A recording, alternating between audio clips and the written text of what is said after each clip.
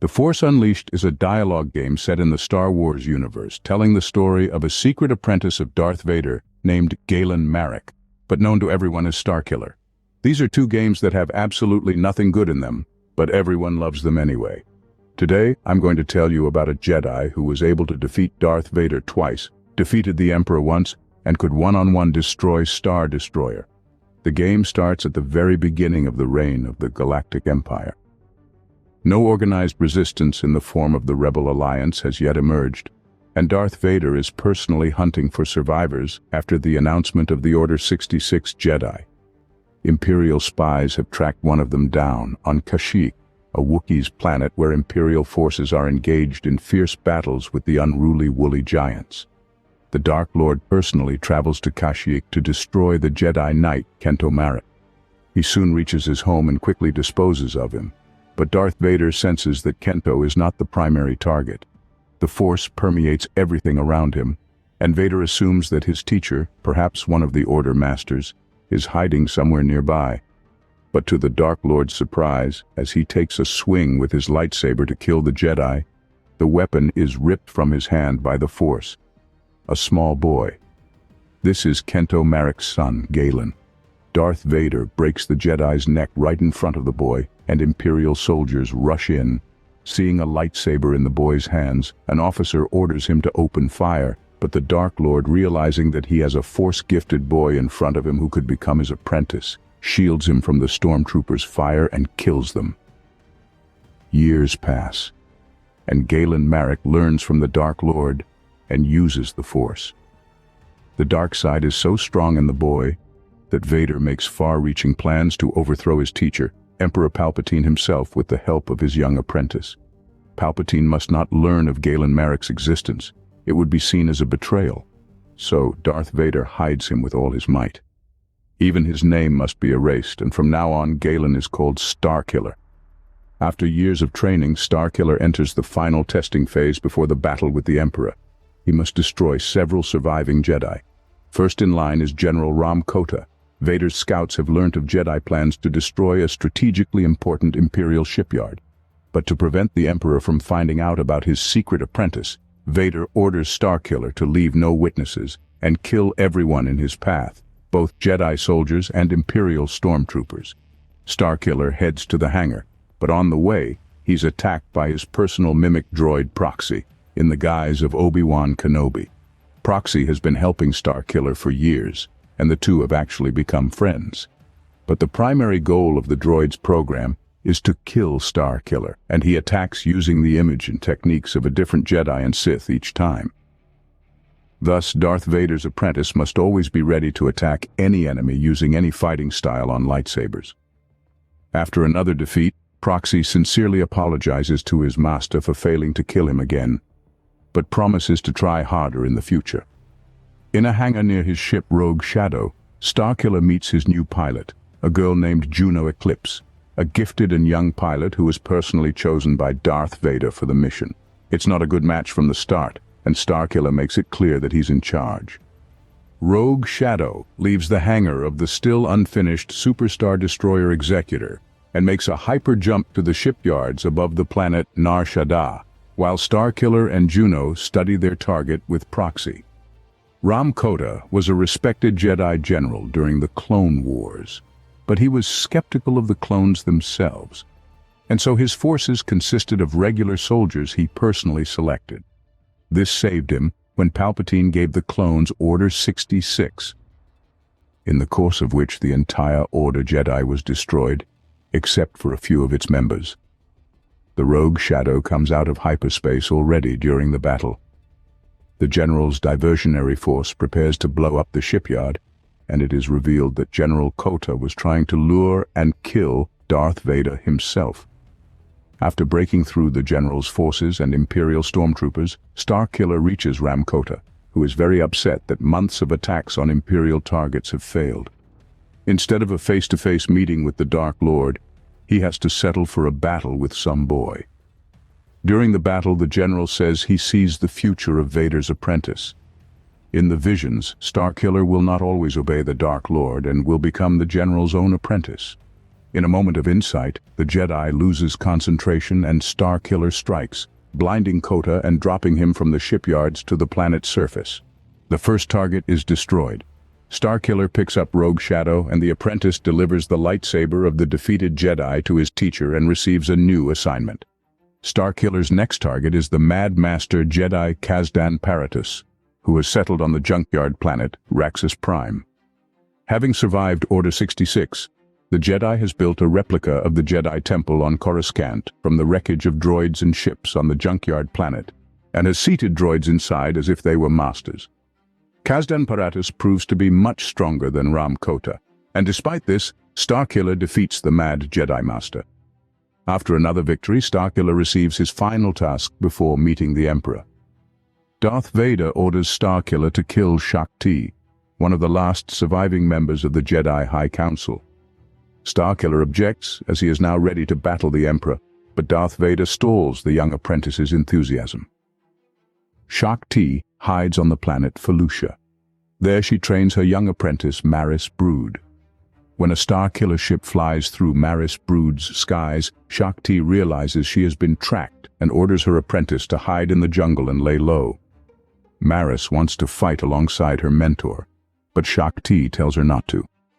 She says there are too few Jedi left, but as long as one of them lives, so does order. A furious Maris hides in the thicket. Starkiller finds Shaak Ti in an ancient abyss, the abode of the giant Sarlacc. Since time immemorial, sacrifices have been made here by the locals. Before being defeated, Shaak Ti says that Starkiller is a fool and slave of Vader, who spends his colossal potential to his own detriment, including himself. Vader's apprentice swears that he will never betray his teacher, but Shaak Ti tells him the obvious thing. Sith always betray each other, and soon Starkiller himself will feel the pain of such betrayal. After these words, Shaak Ti sets off to fall in with Sarlacc and becomes the unifying force. The Dark Lord is contacted and speaks the long-awaited words. Starkiller is finally ready to fight the Emperor and share power over the galaxy with his teacher. The apprentice is ordered to go aboard the Executor immediately. As the two stand on the bridge, the Emperor's fleet arrives at the Vader flagship. Starkiller thinks it was Darth Vader who lured Darth Sidious into a trap, but then Vader delivers a sly blow to his apprentice's back. Starkiller falls, and a disgruntled Darth Sidious orders Vader to finish Starkiller off. Otherwise, the Emperor will kill them both. He perceives training Vader, a secret apprentice, as a betrayal. Darth Vader obeys and throws his apprentice into outer space with exemplary cruelty. But Starkiller does not die. His body is picked up and taken to an operating theater where they literally pull him out of the dead. He regains consciousness on the operating table, and Vader admits that this is part of his plan. The Emperor needed to make sure Vader killed his apprentice and remained loyal to his teacher. But either way, Vader is now being watched closely, and in order to divert the Emperor's attention and continue with the plan to kill him, Starkiller needs to commit a truly colossal diversion, create an army of resistance. And not just any army, but the Rebel Alliance, unite all the opposition forces in the galaxy, which will draw the full attention of the Emperor and his spies. And when the Emperor is distracted, Darth Vader and Starkiller will deliver the final blow. The Dark Lord orders his apprentice to forget all ties to the past and act on his own, using whatever methods he can to achieve his goal. Proxy is overjoyed that his master survived. He was worried about the fact that he would no longer have the opportunity to kill him personally. Before escaping on Rogue Shadow, Starkiller recovers Juno, who has been accused of treachery and taken into custody. Starkiller decides to gather an alliance, but not to distract the Emperor or to do Vader's bidding, but to bring down the Empire. But he needs a teacher, someone who can teach him what Vader could not. And he recalls the words of General Kota, who before his defeat in the shipyards of the planet Nar Shaddaa, said that Starkiller would become his apprentice. Renegade senses that Kota survived. Rogue Shadow's onboard computer calculates a hyperspace route to Nar Shaddaa. The Empire has not yet completely lost its democratic institutions, and there is still a galactic Senate, with opposition politicians remaining. One of them is Senator Bail Organa, who opposes the Emperor. Palpatine does not yet dare to openly assassinate political opponents of such high-ranking personalities. Palpatine exiles Bael's adopted daughter, Darth Vader's own daughter, Leia Organa, to Kashyyyk, a Wookiee's planet, where she will be kept safe until her father decides to oppose the Emperor's rule again. In that case, she may become an accidental casualty in another Wookiee's uprising. Starkiller fails to find Ram Kota on Nar Shaddaa and scours the galaxy. He eventually tracks down Kota in one of the bars in Cloud City on Bespin. He has gone from a stately, elderly Jedi general to a pathetic, blind drunk. Attempts to start a conversation are thwarted by Imperial stormtroopers summoned by the Ugnaughts working in the bar. After Starkiller dispatches the attackers, Kota reluctantly agrees to set him up with one of his contacts in the Senate. This contact has great connections and power, and is interested in organizing resistance to the Empire. But in order to get his attention, you need to get something of value to him with Kashyyyk. Then, perhaps, he will agree to help in the fight. Kota refuses to say exactly what his contact needs, implying that Starkiller must guess for himself. After landing on Kashyyyk, Starkiller stumbles upon an old dilapidated house. He feels that this place is as if familiar to him, feels the great force and bitterness that permeates the air of this place. This is his home, where Vader killed his father Kento Marek, and from where Galen took him with him. Starkiller is visited by the spirit of Kento Marek, only manages to apologize and then disappears. After breaking through the Imperial forces, Starkiller finds Princess Leia and realizes that she is the very something valuable he was meant to find. But before leaving the planet, Leia asks her savior to sabotage and destroy Skyhook, a huge structure being built by Wookiee's slaves. He successfully destroys the device, which sows confusion on the planet and gives the Wookiees a chance to escape. Starkiller returns to Rogue Shadow, but disappointment awaits him. Even though he saved Leia, her adoptive father, Senator Bail Organa, who was supposed to help him, has disappeared somewhere. And Kota can't find him. It turns out that the senator had asked Kota to save his daughter, but Kota was blind and not sober, so he refused. So Bail flew to Shakti for help, the same one that Starkiller recently destroyed on Felucia. And after that, the senator disappeared. The only thread leads Starkiller back to Felucia, where the senator is captured by Shakti's insane apprentice, Maris Brood. In the jungle, Starkiller finds Senator Organa but is attacked by Maris Brood and her tame Rancor. After her defeat, Maris begs not to be killed. She promises to renounce the dark side, retire to the jungle, and never go mad again. Starkiller releases Maris, and Bail says that she reminds him of another young Jedi who was corrupted by the dark side of the Force. Implying, of course, Starkiller's teacher, Darth Vader, who went by the name Anakin Skywalker before his fall. Starkiller and Kota enlist the support of the Senator. While it is still too early to openly fight the Empire, they need weapons, ships, and of course, people with the courage to rise up against the despotism. Many senators who, though against the Empire's power, will be afraid to openly support the resistance, and so it is necessary to show them that the Empire is vulnerable. Strike a calibrated and painful blow that the Empire will have a hard time recovering from. Starkiller asks for time to meditate and think through the direction of such a blow. But instead of meditating, he gets in touch with Darth Vader and openly asks for his advice, and the latter has no problem giving him a target. Conquest of the planet Raxus Prime, the same planet where Starkiller destroyed Jedi Master Kazdan Paratus. The Empire is ruled not so much by the Force but by the fear of using that Force, and the main symbol of that fear is Star Destroyers, and the Raxus Prime shipyards are where the main production lines are located. Their destruction would do enormous damage to the Empire and bring many new allies to the side of the rebels. Vader senses Starkiller's unease, the apprentice bonding with his new allies, and the Dark Lord reminds him who he really serves. The conversation with Vader is overheard by Juno. She is upset that even after Vader declared her a traitor and tried to kill Starkiller, he is still his slave. She says that there will come a time when Starkiller will have to decide the fate of resistance. The Rogue Shadow crew sets off for Raxus Prime.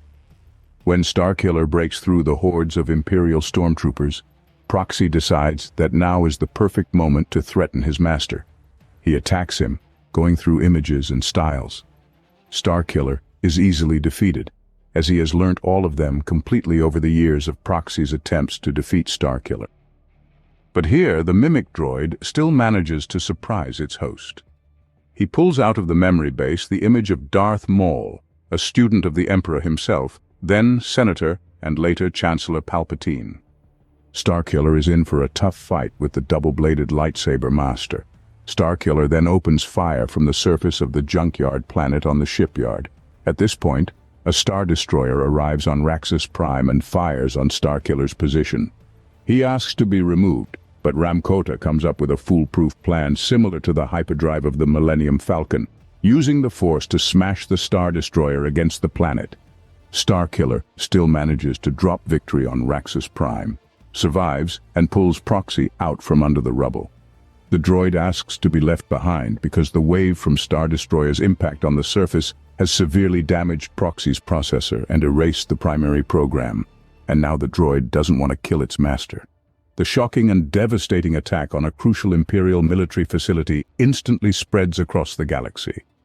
People begin to whisper about the flaring so-far spark of resistance. The rebellious Senator C. Alderaan Bail Organa is joined by two other powerful members of the Senate, Garm Bel Iblis, Senator from Corellia, and Mon Mothma from Chandrila. Bail is responsible for funding resistance, Garm provides the fleet, and Mon Mothma soldiers. Moreover, they also have the Force on their side in the form of two Jedi. They gather in the snowy mountains of Corellia, where Bail Organa declares the official creation of their rebel alliance. On this day, the resistance emerged. They vow to change the galaxy and end tyranny. But one moment interrupts the sounds of explosions. Star Destroyer's turbo laser batteries rain down from the sky on the leaders of the newly born resistance, and many Imperial stormtroopers appear in the corridors, followed by Darth Vader himself. He orders them all to be taken alive, as the Emperor plans to execute the traitors personally. The Dark Lord thanks his apprentice and hits him with a stone table. Vader explains to Starkiller that the whole plan was a lie from the beginning. The whole point of Starkiller's ministry is to gather the most ardent and powerful dissenters in one place for the purpose of capturing and destroying them. Vader brings his lightsaber in to finish off his apprentice, but is distracted at the last moment by Proxy, who rushes at the Dark Lord in the guise of Obi-Wan Kenobi. Starkiller goes down, where he is picked up by Juno. Desperate, he realizes he was just a pawn in Darth Vader's game, but he pulls himself together and decides to rescue the captured senators and General Kota. Starkiller meditates, and the Force shows him the way. The Jedi's path lies to some huge space station, not yet completed by Death Star, whose weapons are powerful enough to destroy entire planets. In Death Star's observation dome, Emperor Palpatine outlines the situation to the leaders of the rebellion. They will be interrogated and tortured. They will give up the names of all their friends and allies, after which they will be publicly and very painfully executed for the edification of the entire galaxy. But the Emperor's angry and threatening tirade is broken by an alarm and security footage. On Death Star, the intruder. Starkiller is cutting his way through the station's garrisons to the dome. Darth Vader himself comes to intercept. But his powers are not strong enough to overpower his former apprentice. Starkiller turns the Dark Lord into a smoking pile of meat and metal, and then makes his way to the Emperor. In a hard-fought battle, Starkiller defeats Palpatine, who says that the young Jedi's destiny is to kill the Emperor. But Ramkota calms the enraged Starkiller, and the latter stirs, and Palpatine strikes with all the force of a lightning bolt. While Starkiller holds back the full killing power of the dark side, Ramkota and the senators evacuate to the rogue Shadow, and just as the ship takes off, Starkiller's defenses crack and Palpatine gains the upper hand. A barely functioning Darth Vader and Darth Sidious stand over the body of a dead Jedi, but his death does not mean their victory. They wanted all potential rebels to gather in one place and be destroyed. But instead, they've used Starkiller to create a consolidated the Alliance to restore the Republic. And if Darth Vader fails to destroy this alliance in its infancy, the Alliance will inevitably destroy Vader, the Republic, and the entire Galactic Empire. To get rid of the Resistance leaders, Vader again decides to enlist his secret apprentice. But Starkiller is dead, And here comes an expert in cloning from the planet Kamino, who once created the clone army that destroyed the Order Jedi. But this time it's time to surpass all that has been done before, to do something that has never been done before in the history of a galaxy far, far away. Clone a Jedi. But Vader suffers one failure after another. All the Starkiller clones end up being unusable. They all have Starkiller's memories and feel what he felt. Loyalty to the rebels, love for Juno, hatred for Darth Vader. The memories aren't always complete. Many are embodied in voices or brief flashes in memory. But it's enough for a clone to feel an emotional connection to the past. All of these connections make Starkiller clones useless to Darth Vader. In order for a new apprentice to destroy the rebels, he must not have any feelings for them. The latest clone is no exception. While training on mimic droids, he fails to destroy a droid mimicking Juno Eclipse. Frustrated Vader is about to finish off another Starkiller clone, but the latter slips away and fights his way through Imperial stormtroopers to the landing platform. On Darth Vader's personal ship, the Starkiller clone escapes from the Dark Lord.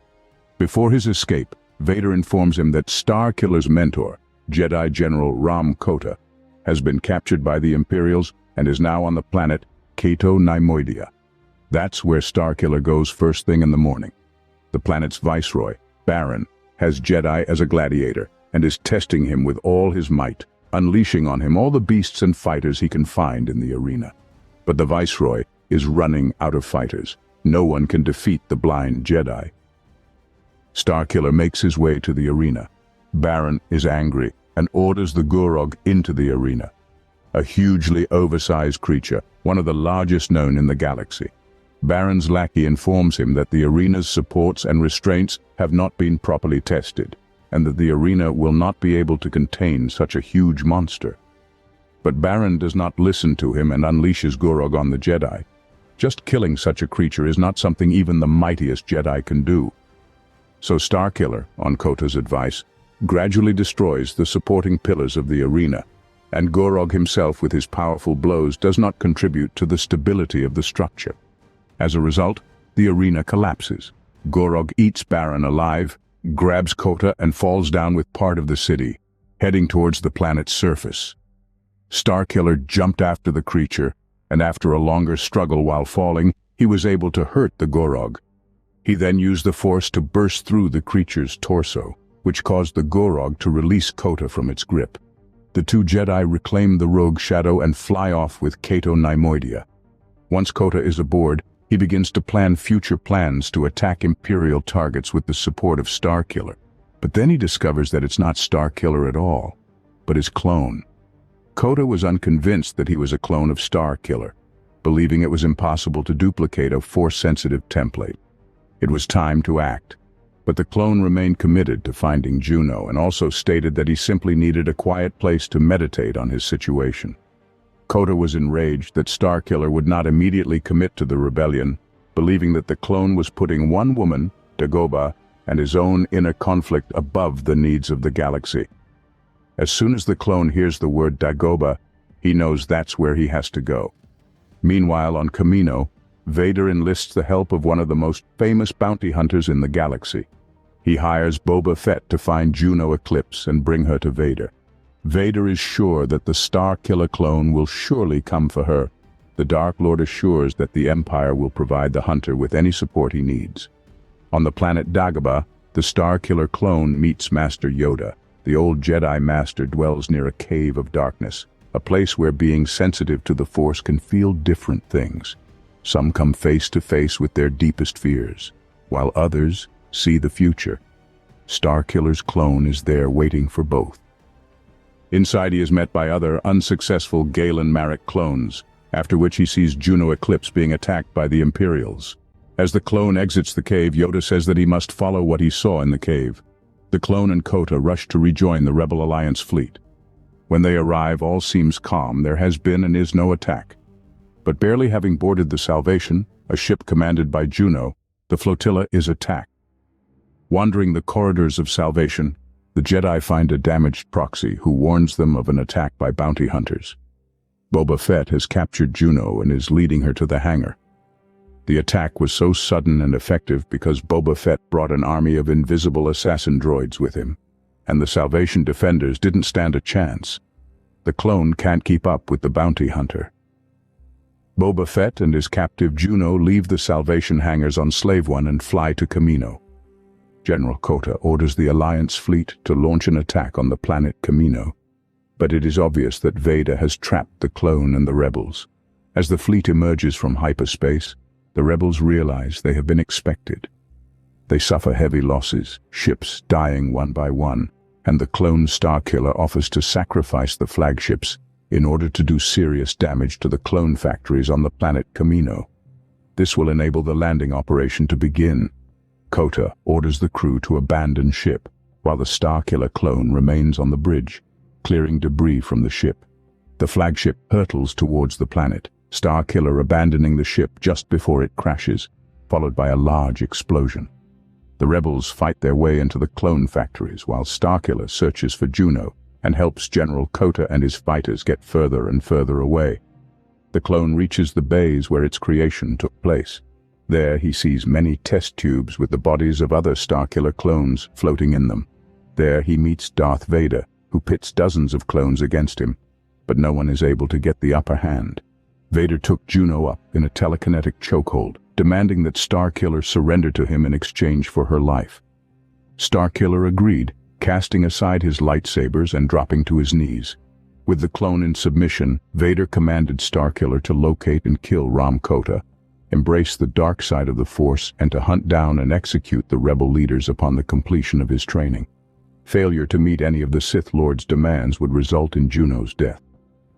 Juno interrupts Vader and snatches the lightsaber from him, but Vader briefly pushes it away with force, and the Starkiller clone attacks.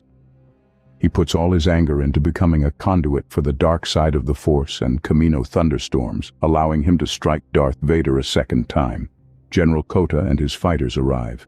Kota once again tries to stop Starkiller from finishing off his enemy, because if he kills him in anger, he will be right back where it all started. The clone brings his sword to bear on Darth Vader, but is killed by another clone that emerges from the remaining rebel soldiers, including General Kota. It turns out that Vader has fooled everyone here as well. He still managed to create the perfect clone, who completely obeyed and surrendered to the dark side of the Force. This is how the story of Starkiller, who twice managed to get close to Darth Vader, ended.